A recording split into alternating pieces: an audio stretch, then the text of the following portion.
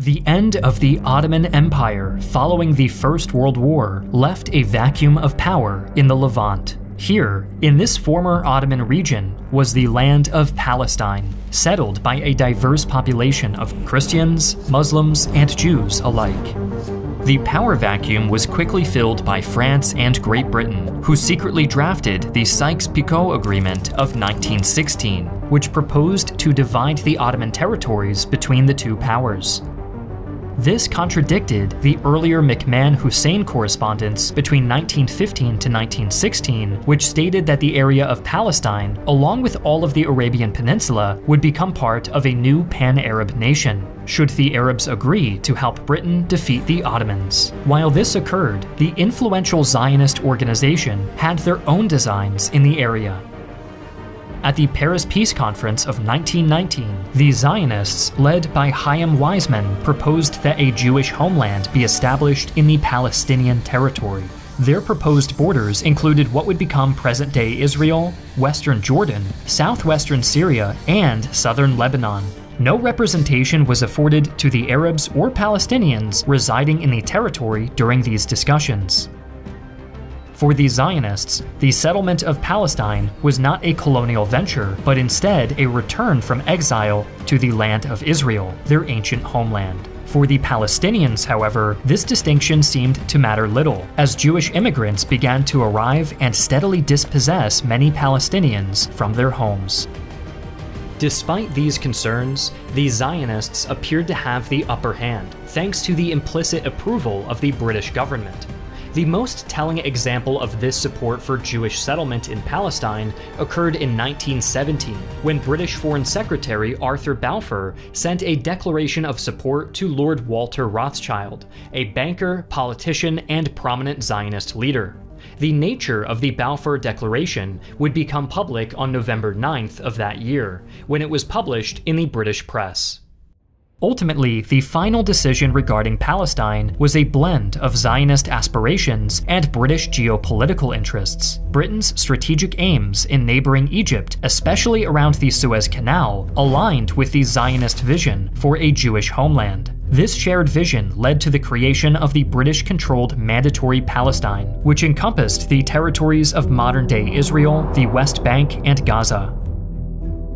As the years under British governance rolled on, discord between the Jewish and Arab communities soon broke out, with each side nurturing national aspirations that often clashed. The Balfour Declaration of 1917 continued to fuel Zionist immigration and land purchases, exacerbating tensions with the indigenous Arab population. In 1936, these tensions exploded with the Arab Revolt against both the British Mandate and Jewish immigrants settling in the region. In an attempt to quell the unrest, the British proposed several solutions, including the partition of Palestine into separate Jewish and Arab states. The proposed borders gave the Jewish state about 1/3 of Palestine, including the Galilee, the Jezreel Valley, and the coastal plain, while the Arab state received Judea, Samaria, and the Negev Desert. However, the plan was met with mixed reactions. The Jewish community was divided, but more inclined toward acceptance, while Arab leaders denounced the proposal, refusing the idea of land partition and population transfer. While the seeds for the Israeli-Palestinian conflict were planted in the aftermath of the First World War, the recent violence is the result of decades of deep mistrust and animosity between both sides. Creating an objective documentary on the history behind these events is a daunting task for creators who want to convey the facts without bias, especially when information and disinformation is being disseminated so quickly through social media. An example of this is when Israel attacked the Al-Shifa hospital in November because the IDF claimed it was a Hamas hideout. Over 100 news sources reported on this, but chances are you just saw one headline about it. With our sponsor, Ground News, I can compare every single article on this story from a variety of sources around the world. Beside every headline is a rating for political bias, reliability, and ownership of the source. These are meant to be a guide, generated using 3 independent news monitoring organizations to give you an idea of the spectrum of coverage on the topic. Compare this this left-leaning headline to this right-leaning source, see the major differences in how they frame the story? Ground News gives you access to information in one place so you can think critically about what's reported and how it's reported. I believe Ground News is a useful tool if you're looking to be well informed. Support us by visiting ground.news/armchair. Pro subscriptions cost less than $1 a month, or save 40% off unlimited access with the Vantage subscription, which is what I use. Thank you to Ground News for making this video possible. In the shadow of these failed proposals, extremist factions emerged, fueled by deep-seated grievances. Jewish groups like the Irgun and Stern Gang orchestrated terrorist attacks against British and Arab targets, aiming to expedite a Jewish state's establishment. Concurrently, Arab extremists retaliated with groups like the Arab Higher Committee and later the Holy War Army, aiming to counter Jewish insurgents and challenge British rule. The 1940s witnessed an escalating spiral of violence, with both Jews and Palestinians employing terrorism as a means to further their respective nationalist agendas.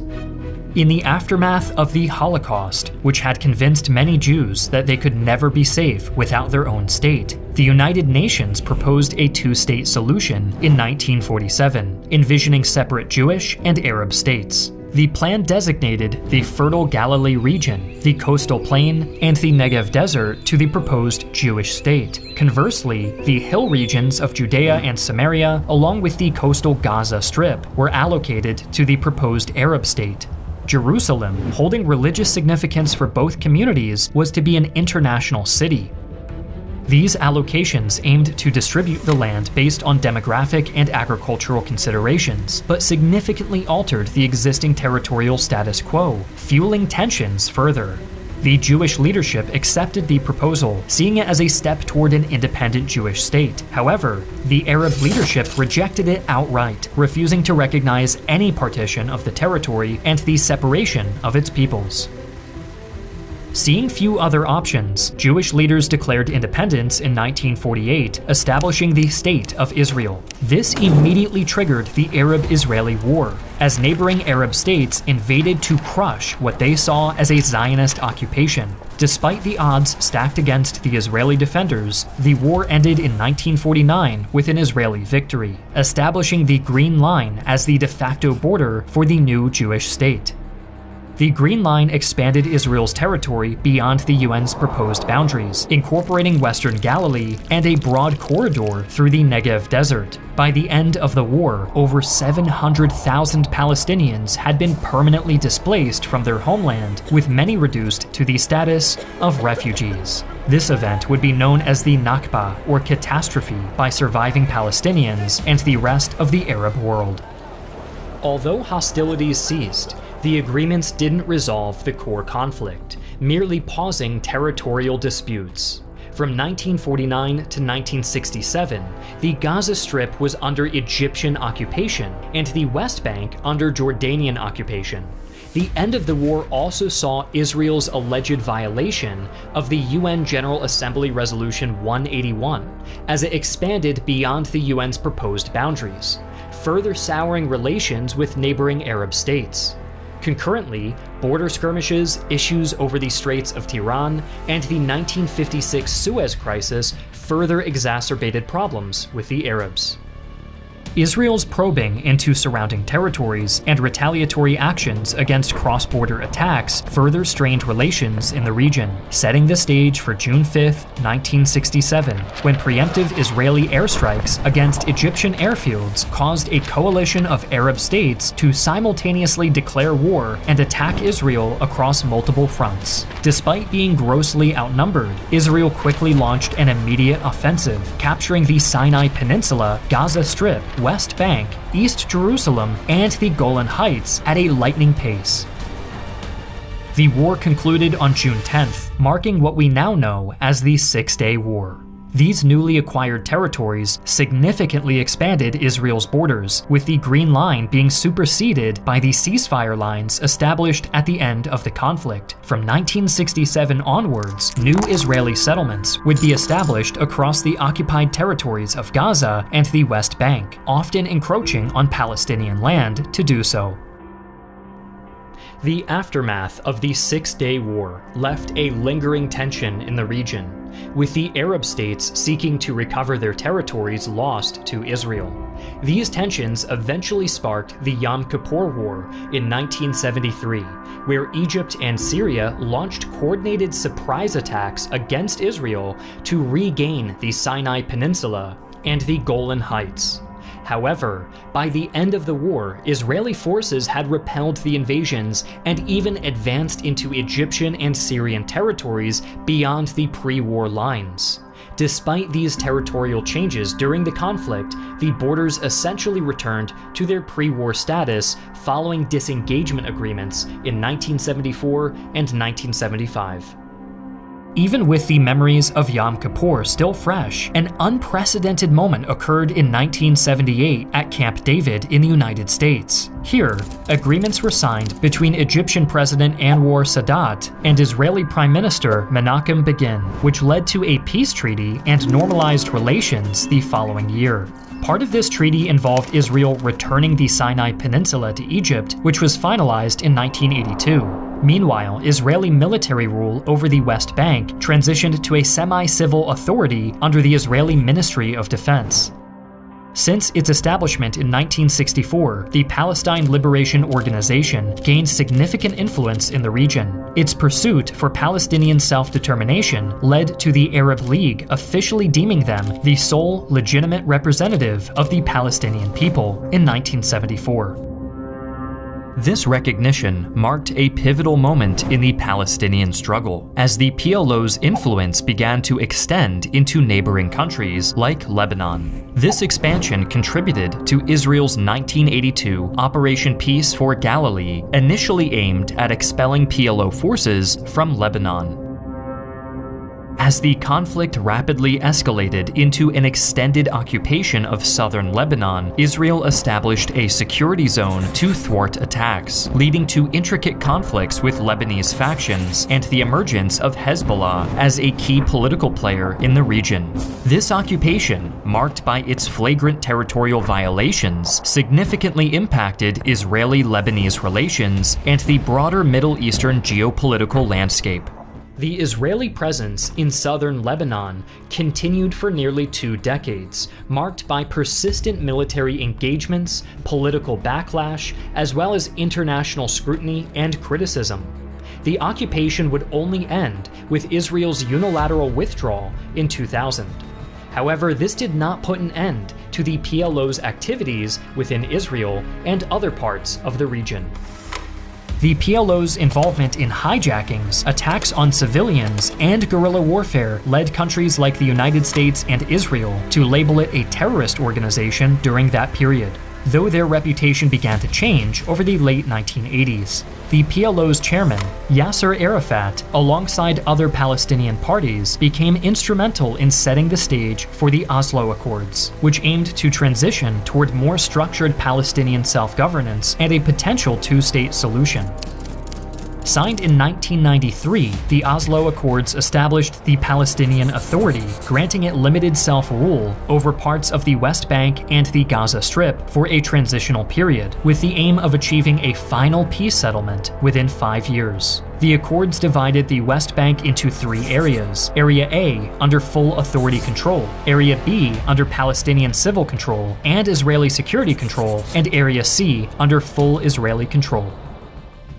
The Palestinian Authority was given control over most population centers in the West Bank and Gaza, while Israel retained control over Jewish settlements, military areas, and most of the natural resources. This arrangement was meant to be a stepping stone toward a two-state solution, although the subsequent Camp David negotiations in 2000 failed to establish a permanent settlement.